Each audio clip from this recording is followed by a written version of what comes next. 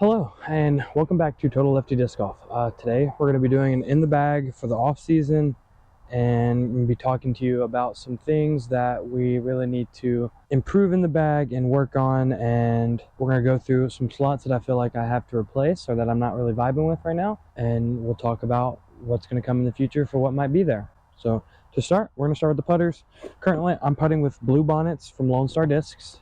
I have two of them that are exactly the same, because I don't really like to have to pick one over the other, and I like to have an even wear and tear on my discs. But these are here to stay. I really like how these putt, and I have a bunch of them at home that I've been practicing with, and I don't really want to try and focus on a new putter to work with. So the Blue Bonnets are going to be my primary putter for the off season and the upcoming 2024 season.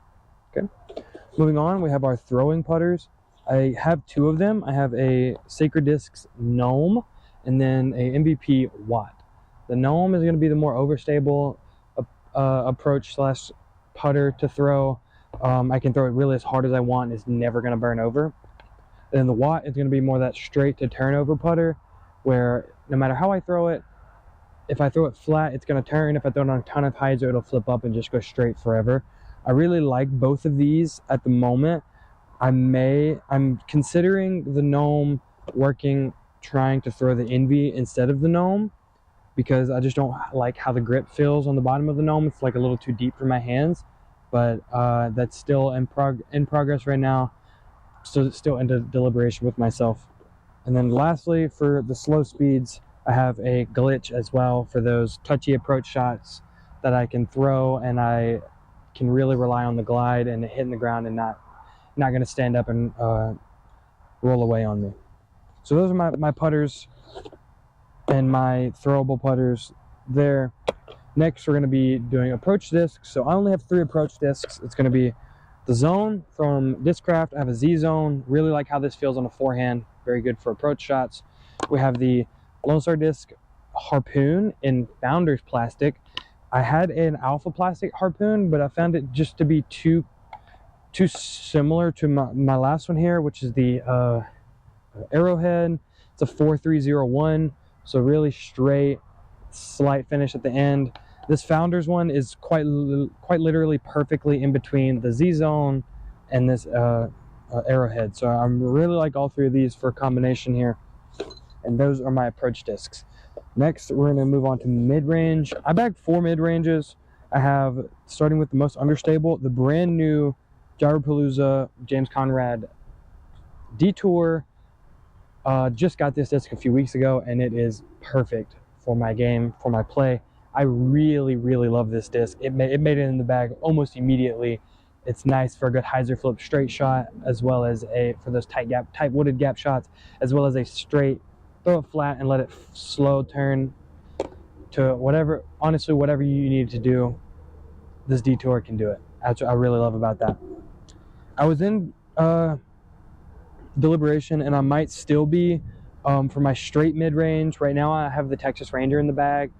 I have some other discs at home. I have the new Gyropalooza Hex. I have the MD3, and I also have a Pathfinder that those 3 discs, those 4 total, I'm really deliberating on playing with, trying to get a feel for, see which one I like the most for my straight flying mid-range with a bit of fade.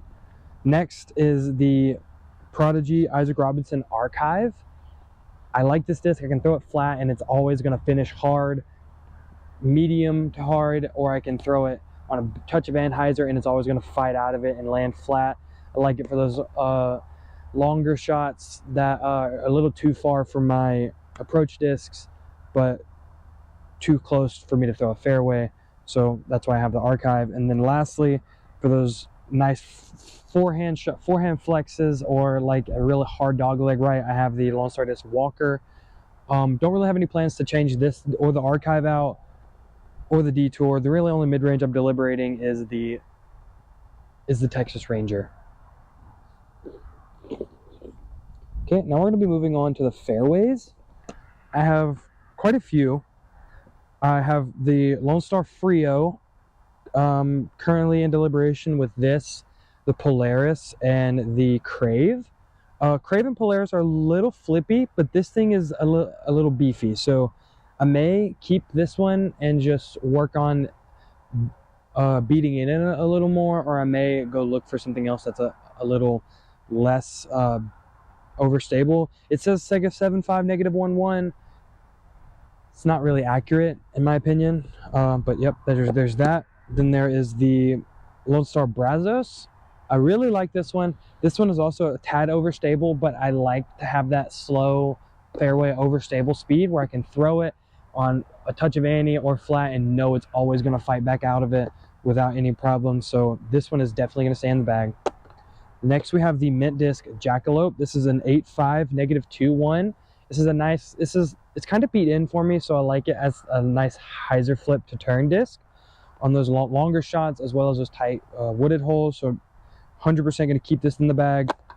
And then my straight fairway is the Lariat. This is the Open at Austin one. This is one I can throw extremely flat or with a touch of hyzer, and it's just going to go straight with a, it's going to turn middle late flight but always finish back right about where I threw it. So not a ton of left to right movement, but not as flippy as the Jackalope. Next, I used to have for this slot in my disc the 9502 10502 slot. I used to have the Mad Cats. I went out and threw those in a field the other day, and along with this Vulture that I have now and this Thunderbird, I just couldn't hold on to the Mad Cat anymore. It didn't feel the best in my hand. I wasn't loving the flight path. So I went and threw these together the other day, and I'm still having a hard time deciding between the Vulture, Z Plastic, or the Champion Thunderbird. I really like the Vulture on forehands because of the embossing on the rim, and I really like the flight of the Thunderbird on a backhand. The Vulture and the Thunderbird feel both really good on the backhand. The Vulture just feels a little better on the forehand, so that might be the deciding factor. I'm going to have a video up with all of the discs that I'm deliberating in. So yeah, that's the 9502 slot. And then the same problem with the 9304, 9404, whatever, that I had my Chupacabra. I just outed the Chupacabra that was in my bag for the either the Omen, Ethereal Plastic Thought Space Athletics Omen, or the Champion Firebird. Both feel very, very similar in the hand. They fly very similar. It's just really hard to make a decision right now. I'm going to play a few more rounds with them both, and then we'll have that decision made very soon. We'll have a video out for these discs as well.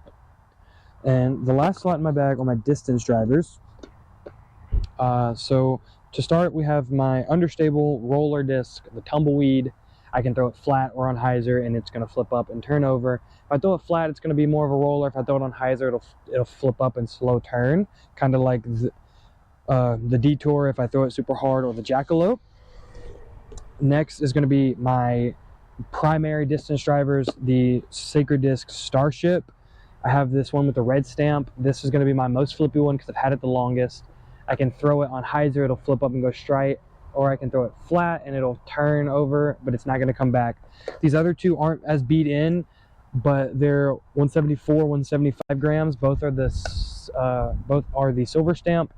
These are my hyzer flip to fade and then flat turn, but are always going to come back.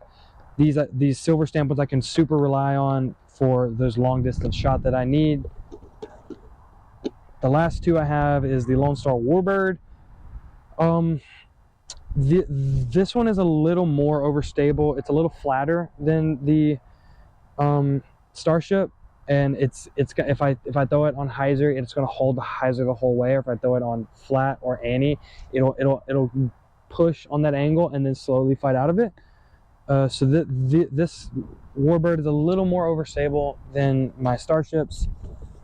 And then lastly is the Simon Line Time Lapse. Absolute beefcake. Love to have this disc here for a nice flat or flex force over, and can super rely on it to always come back no matter what angle I throw it on, unless I throw it on a super hard anhyzer as like a roller. Other than that, same thing with a forehand. I can throw it forehanded on an anhyzer and it's always going to come back no matter what.